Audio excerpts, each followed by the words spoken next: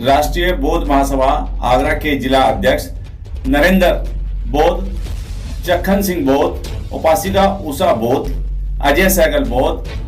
Advocate Narendra Singh बौद्ध, doctor Rajendra Singh बौद्ध के नेतृत्व में घनी आबादी के क्षेत्र में खुले देसी शराब के ठेके स्थानांतरित कराने के लिए आगरा के जिला अधिकारी को ज्ञापन सौंपा, क्योंकि आगरा जिले में तकरीबन जितने भी शराब के ठेके हैं घनी आबादी क्षेत्र में, जहां युवा निरंतर शराब का सेवन करके अकाल मृत्यु को प्राप्त हो रहे हैं, इसी के विरोध में जिलाधिकारी को ज्ञापन सौंपा गया। सच्चे दम की क्या पहचान, सच्चे दम की क्या पहचान, जब तक सूरज चांद रहेगा, जब तक सूरज चांद रहेगा,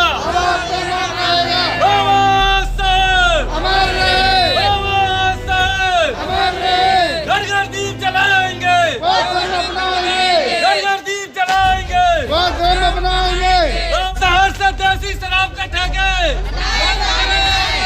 आगरा शहर से देसी शराब के ठेके, आगरा शहर से देसी शराब के ठेके, आगरा शहर से देसी शराब के ठेके। जिससे समाज में जो उसका बहुत ही बुरा प्रभाव पड़ रहा है। महिलाएं परेशान हैं, बच्चे पढ़ाई छोड़कर इसमें लिप्त होते जा रहे हैं और प्राय ये देखा जा रहा है कि पिछले रिकॉर्ड्स के अनुसार जो भी हमारा आवंटन है शराब के ठेकों का, देसी हो चाहे वो अंग्रेजी हो, वो जो घनी आबादी वाले क्षेत्र हैं सारे ऐसा माना जा रहा है कि वहाँ पर बिजनेस व्यापार अच्छा मिलेगा। इस उद्देश्य से सरकारें अपने लाभ को देखते हुए उनका आवंटन कर रही है और कहीं ना कहीं सहयोग पर ही, प्रशासन के सहयोग पर ही वो दुकानें मेन चौराहों पर, चाहे वो सागन चौराहा हो, चाहे मुखला चौराहा रहा हो, चाहे वो घनी आबादी वाले अन्य क्षेत्र बोरला क्षेत्र रहा हो, सभी क्षेत्रों में इसका बहुत ही भयानक प्रभाव आ रहे हैं। महिलाएं इस जो कुरीतियाँ हैं इससे बहुत ही परेशान है और बच्चे पढ़ाई नहीं कर पा रहे हैं। डीएम साहब को ज्ञापन दिया है, उसमें क्या मांगे थी? हमारी मुख्य मांग यही है कि पिछले जो ठेके चल रहे हैं उनको कहीं ना कहीं शिफ्ट किया जाए वहाँ से, और नए ठेकों में इस बात का विशेष ध्यान रखा जाए कि वो घनी आबादी से बाहर हों, क्योंकि आदमी सिर्फ उसे वहाँ से खरीद कर अपने घर पर जाकर उसका सेवन करे, उन सार्वजनिक स्थलों पर सेवन ना करे, ताकि समाज पर कोई उसका प्रभाव न हो।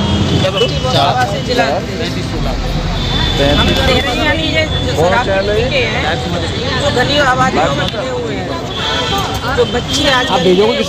जाते हैं काम करते हैं, हमारे आबादी वाले ज़्यादा बच्चे परेशान लेते हैं, जाके दारू खरीदते हैं और पीते हैं। 15-14 साल सही उम्र से और जब उनकी शादियाँ भी हो जाती हैं वो घर में रोजाना के जरिए मैं अपनी आँखों से देखती हूँ हर आबादी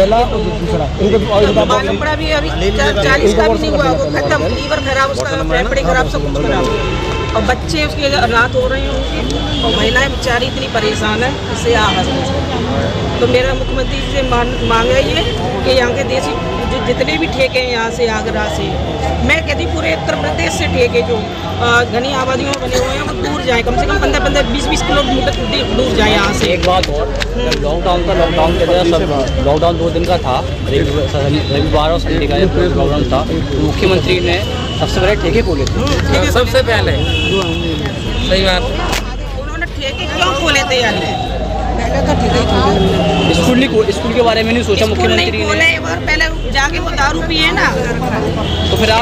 आप किस तरीके से गुहार लगा सकते हैं मुख्यमंत्री से, जब वो खुद सबसे पहले ठेकों के बारे में सोच रहे हैं, शिक्षा के बारे में नहीं सोच रहे हैं, बिजनेस के बारे में नहीं सोच रहे हैं। अभी तो हम ज्ञापन दे रहे हैं, अभी फिर आंदोलन करेंगे। देखिए मैं संवैधानिक तरीके से ये जो देसी शराब के ठेके हैं और ये घनी आबादियों में है, ये यहाँ से दूर जाएं, यहाँ से कम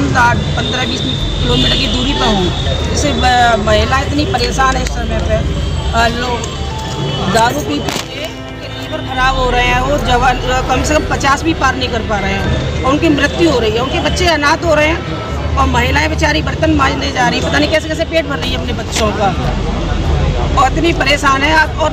युवा बच्चे हैं जो 12-13 साल के भी नहीं हो पा रहे हैं, अभी वो इस लत में लग रहे हैं अभी, क्योंकि पास में वो काम करते हैं और जाके लेके शराब से ठेके से दारू पीते हैं और घर में आके उनको लड़ाई झगड़े होते हैं और समाज में भी ऐसे बहुत ज़्यादा यानी गहरा प्रभाव पड़ रहा है। उन बच्चों की मानसिकता खराब हो जाती है, फिर वो पता नहीं क्या करते हैं यानी दारू पी के, उनका अपने ऊपर कोई कंट्रोल नहीं रहता। मैं ये चाहती हूँ माननीय मुख्यमंत्री जी से कि ये शराब के ठेके जो अभी मार्च के महीने में जो खुलेंगे, इन्हें यहाँ घनी आबादियों से दूर ले जाया जाए। बस मेरी यही मांग है। पॉलिटिकल आती है महासभा, राष्ट्रीय बौद्ध महासभा नॉन पॉलिटिकल जो समाज के हित में हमेशा काम करता रहता है। प्राय देखा गया है कि जो अंग्रेजी या देशी शराब के ठेके हैं वो घनी आबादी के बीच हैं, और जिसका प्राय चूंकि सरकारें ऐसी मानती हैं कि राजस्व का सबसे अच्छा स्रोत शराब है, शराब की बिक्री है।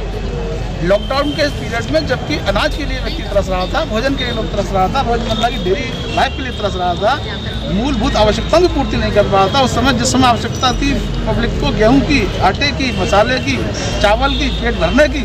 उस समय भी सरकार ने अपनी इनकम के स्रोत के रूप में इस शराब की बिक्री को अपना उचित माना, और उस संदर्भ में उन्होंने अपने सबसे पहले शराब के ठेकों को खोला। चूँकि ये एक व्यवस्था है, चूँकि किसी भी देश को, प्रदेश को चलाने के लिए राजस्व की आवश्यकता होती है, हम इस बात को स्वीकार करते हैं, लेकिन इसका माने ये नहीं है कि आप सिर्फ इसका आधार केवल शराब बिक्री को माने। तो हम चूँकि सरकार ने जो किया, हम लोग सरकार जो कर रही है वो उनका अधिकार क्षेत्र है, लेकिन हमारे समाज की जो मांग है वो हमारा अधिकार क्षेत्र है। हमने अपने समाज के लिए ये मांग करी है कि मुख्य रूप से जहाँ दलित समाज के लोग हैं उन क्षेत्रों में इसकी भाव हम देखते हैं। मांगे पूरी नहीं हुई तो हम अपनी जो हमारा हद है, जो हमारी जद है, सामाजिक ढांचा है हमारा, जो हम राष्ट्रीय बौद्ध महासभा का जो स्ट्रक्चर है, अभी हमने जिले लेवल पर ज्ञापन दिया है, हम उसे देश लेवल पर भी ज्ञापन सब जिलों में दिलवाएंगे, और अंततः अपनी मांग को जब तक मानते रहेंगे जब तक इस पर हमारा कोई डिसीजन नहीं होगा। अच्छा सर, एक बात और, आपको ऐसा क्यों लगता है कि मुख्यमंत्री जी आपकी बात सुनेंगे? जब उन्होंने लॉकडाउन के टाइम पे लोग परेशान थे, जी 1-1 रुपये से वो परेशान थे, उन्होंने उसके लिए नहीं सोचा, सबसे पहले उन्होंने शराब के ठेके खोले, तो अब वो आपकी बात स्थिति सही होती हुई आ रही है, वो अब आपको क्यों मानेंगे वो? देखिए सर, हम इसलिए उम्मीद कर सकते हैं उनसे कि तत्समय में देश में चूँकि राजस्व की बहुत आवश्यकता थी, किन्हीं परिस्थितियों में चूँकि उनको प्रदेश चलाना था, उनको देश चलाना था, उनको जो उचित लगा उन्होंने डिसीजन लिया। लेकिन आज के तारतम्य में जबकि राजस्व के अन्य स्रोत भी खुल गए हैं, तो हम उम्मीद कर सकते हैं कि जब जरूरत थी तब आपने किया, हम मान लेते हैं ठीक किया होगा आपने। आज चूँकि स्थिति सामान्य है, लॉकडाउन खत्म हो चुका है, लगभग समाप्त हो चुका है। स्रोत जो और भी राजस्व के स्रोत होते हैं, रोडवेज हो सकता है, हमारा परिवहन हो सकता है, हमारा नगर निगम हो सकता है, स्थानीय प्रशासन के जो भी स्रोत हैं वो सब खुले हुए हैं, तो राजस्व की वसूली वहाँ से हो रही है। तो ये कोई मान्य नहीं रखता है कि तत्समय में लिया गया डिसीजन उस समय हो सकता है उस समय के लिए सही रहा हो, कि आज की परिदृश्य में गलत है। इसको हम मान करेंगे कि इस मुख्यमंत्री महोदय से, माननीय प्रधानमंत्री महोदय से, जिस स्तर से जो भी सहयोग हो सकता है, इसमें हमारी